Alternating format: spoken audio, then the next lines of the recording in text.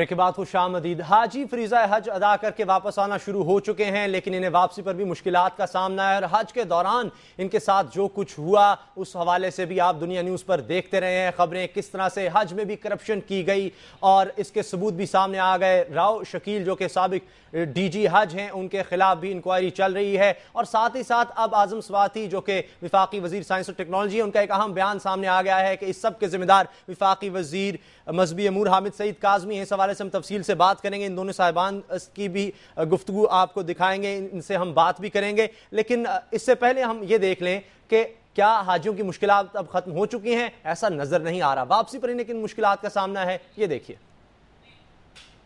हज परवाज PK 3762 459 हजाज इकराम को लेकर बेनजीर भुट्टो इंटरनेशनल एयरपोर्ट इस्लामाबाद पहुंची, जहां हजाज इकराम के अजीजों कारब इनके इस्तकबाल के लिए मौजूद थे, जिन्हें फ्लाइट लेट होने के बायस सर्दी में शदीद मुश्किलात का सामना करना पड़ा, जिस पर बाज अफराद ने हंगामा आराई की तो एयरपोर्ट सिक्योरिटी फोर्स ने इन पर लाठी चार्ज किया। हजाज इकराम का कहना था कि इन्हें दौरान हज रिहाइश समेत कई मुश्किलात का सामना करना पड़ा। हजाज कराम का इस्तकबाल करने के लिए कोई हुकूमती शख्सियत या PIA के ओहदेदार एयरपोर्ट पर मौजूद नहीं थे। इसमें वो कम से कम 1.5-2 घंटे डिले हो गए जी। सऊदी अरेबिया की मिस मैनेजमेंट है। हमारे बंदे जो है ना यहाँ एंटी नारकोटिक्स वाले, ASF वाले, वो दूसरे वो बड़े कॉम्पिटेंट है। बलूचिस्तान के 329 हजाज कराम को लेकर पहली फ्लाइट PK 4202 जद्दा से कोयटा पहुंची। ये परवाज भी 2.5 घंटे लेट थी। शदीद सर्दी में हाजियों के इस्तकबाल के लिए एयरपोर्ट पर मौजूद रिश्तेदारों को मुश्किलात का सामना करना पड़ा। एयरपोर्ट पर हाजियों ने शिकायत के अंबार लगा दिए। हमारे अवाम का बहुत नुकसान हुआ, लेकिन इसका जिम्मेदार गवर्नमेंट है। गवर्नमेंट सऊदी हुकूमत, गवर्नमेंट पाकिस्तान हुकूमत।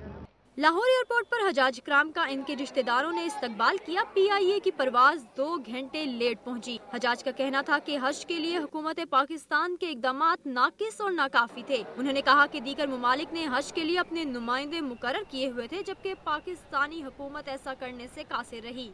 ये तो थी अब की मुश्किलात, लेकिन हाजियों के साथ दौरान हज भी कुछ अच्छा सलूक नहीं हुआ। हज जो कि एक फरीज़ा है और वैसे ही इतना आसान नहीं होता हाजियों के लिए वहाँ पर जो फ़राइज़ हैं उनकी अदायगी करना, लेकिन साथ ही साथ उनको जो मसाइल रहे उनमें ट्रांसपोर्ट का मसला, पानी का मसला, रिहाइश का मसला था। और ये सारा कुछ और ये सारी जो करप्शन है तब सामने आई जब एक सऊदी शहजादे की तरफ से कहा गया कि ख़त लिखा गया है हाई कोर्ट जो हमारे जज हैं, चीफ जस्टिस, उन्हें, और उसके बाद ये सारा सिलसिला शुरू हुआ। राव शकील जो कि अब साबिक DG हज हैं, उनके खिलाफ इंक्वायरी भी शुरू हो गई, लेकिन उसके बाद भी ये मसला खत्म नहीं हुआ। रिहाइश की करप्शन तो अपनी जगह, रिहाइश गाहों के हुसूल में जो करप्शन हुई वो तो अपनी जगह रह गई, लेकिन उसके बाद खैमे नहीं मिल सके हाजियों को, उनको ट्रांसपोर्ट का मसला रहा, पानी का मसला रहा, जिसकी वजह से काफ़ी उनको मुश्किलात का सामना करना पड़ा। और उसके बाद अब जब हज मुकम्मल हो गया तो उसके बाद फिर ये बात सामने आई कि आखिर कौन जिम्मेदार है। राव शकील के खिलाफ तो इंक्वायरी चल रही है, उनके खिलाफ मुकदमात का उनको सामना है,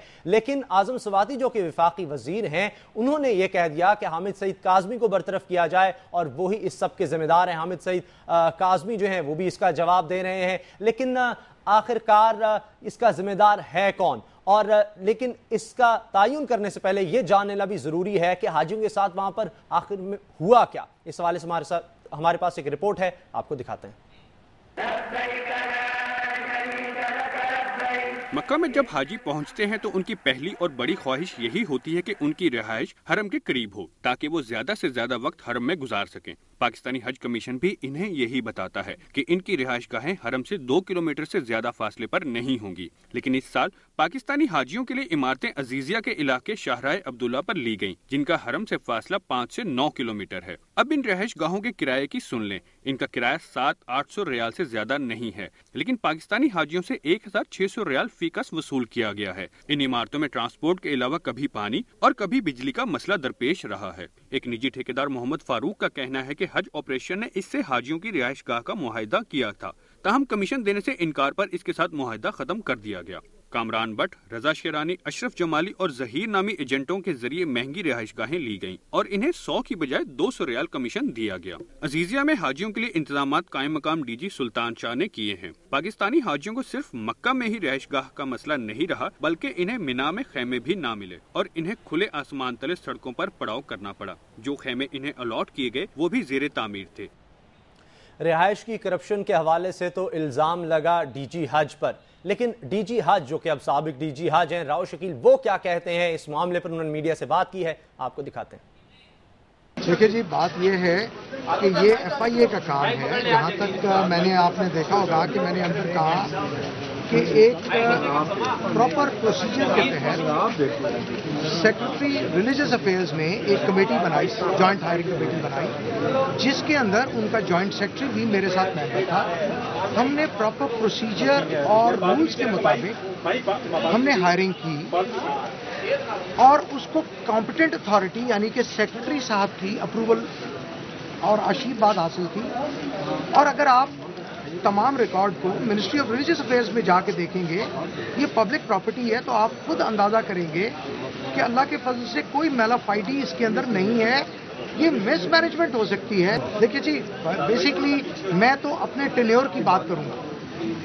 मेरे टेन्योर के मामले में जितनी भी जॉइंट हायरिंग कमेटी ने हायरिंग की है, उसका मैंने अर्ज किया कि हमने हार्डली 20% की है और उसके अंदर जो पेमेंट्स की हैं टोटल क्रॉस चेक के जरिए की हैं और वो टोटल 30 करोड़ से ज्यादा नहीं।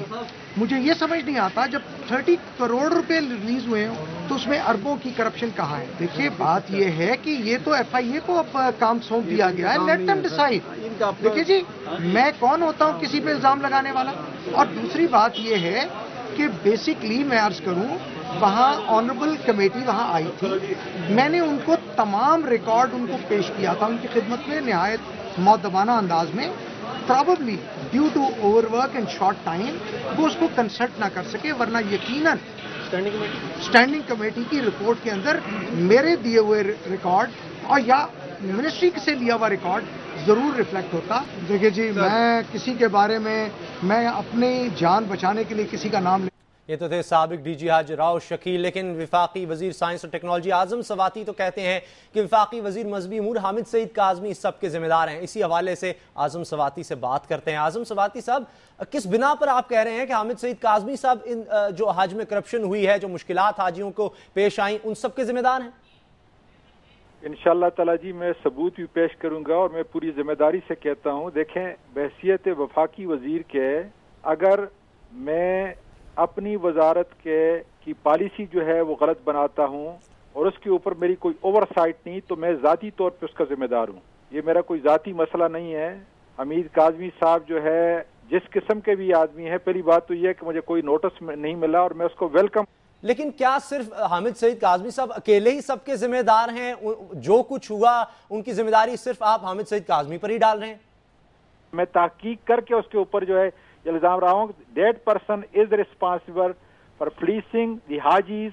और आज जो हशर हो रहा है, आप जगह जगह एयरपोर्ट पे लोगों को देखें, मैं तो मौजूद नहीं हूं ना जी, और ना उनको कोई समझा सकता है कि हज के कितने नाकस इंतजामात थे। कोई खेमे नहीं थे, कोई ट्रांसपोर्ट नहीं दिया गया। हमीद काज़मी को कहें कि 4-5 और वजीर जो है ऐसे पैदा कर ले जिसकी तनख्वाह गरीबों पे जा रही है, जिसका अपना खर्चा जीरो है, जिसका कोई खानसामा नहीं है, जिसका कोई ड्राइवर नहीं है, जिसकी कोई गाड़ी नहीं है, जिसका कोई टेलीफोन का बिल नहीं है, जिसका कोई और खर्चा नहीं है, और जो सरकारी खाने को अपने ऊपर जो है हराम करार देता है, उनको कहें कि और कोई 2-3 जो है सिर्फ दाढ़ी लाल करने से और मामा पहनने से जो है अमल नहीं आ जाता। बहुत शुक्रिया आजम सवाती साहब आपका। और बहुत संगीन इल्जामात इन लगाए हैं और बरतरफी का मुतालबा भी किया हामिद सईद काज़मी साहब की। हामिद सईद काज़मी साहब से बात करते हैं। हामिद सईद काज़मी साहब, आप विफाकी वजीर हैं, क्या जवाब देते हैं आप आजम सवाती साहब के इल्जामात का? मैंने ये फैसला किया है कि मैं अदालत में जाऊं, लेकिन मुझे प्राइम मिनिस्टर से पहले रुजू करना चाहिए। मैंने अपने वकील को हिदायत की है कि वो नोटिस इशू तैयार कर लें आज, और अगर मुझे प्राइम मिनिस्टर साहब ने इजाजत दी तो मैं बराह रास्त उनको लीगल नोटिस इशू करूंगा। बात यह है कि मेरा उनसे कोई जमीन का झगड़ा नहीं है।